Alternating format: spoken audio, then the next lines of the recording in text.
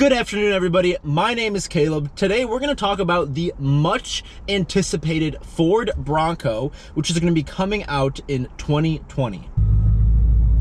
So originally, the Ford Bronco ran from the 1960s to the 1990s, and it was a pretty good seller for Ford. And then when it was discontinued in the 90s, it was missed. There are definitely a large amount of people who are big Bronco fans.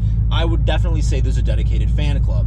So after much anticipation, in 2017, we finally got the first official word that it would be coming back, but we didn't know a whole lot at that time. So now what we know is that the Ford Bronco is going to be debuted spring of 2020. We don't have an official location for the debuting yet, but I'm sure Ford will announce that soon.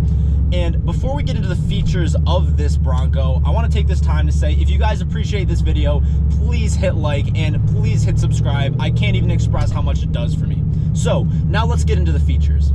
So while I'm describing these features, I want you to think what other vehicle this sounds like. What else comes to mind when I name some of these features? Now, to start off, this Ford Bronco, I'm sure this one's going to give it away. This vehicle will have removable doors, and it's going to be mounted with a rear tire like you see on some off-road style vehicles.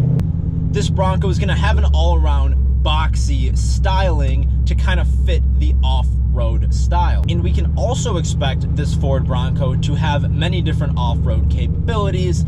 Some of them have been specified and some of them have not been specified in detail to us yet. Jumping under the hood of this vehicle, we expect to see a 2.3 liter 4-cylinder turbocharged as the base engine for this off-road vehicle.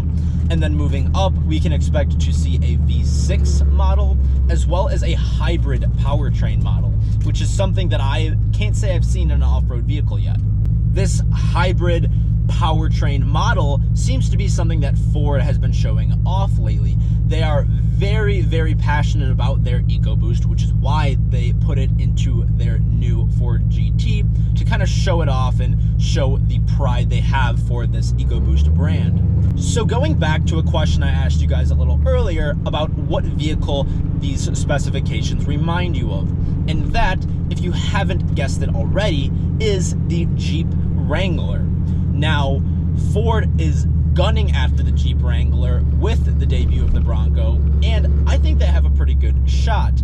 I've noticed that Jeep Wrangler really hasn't been touched by anybody else in the off-road world.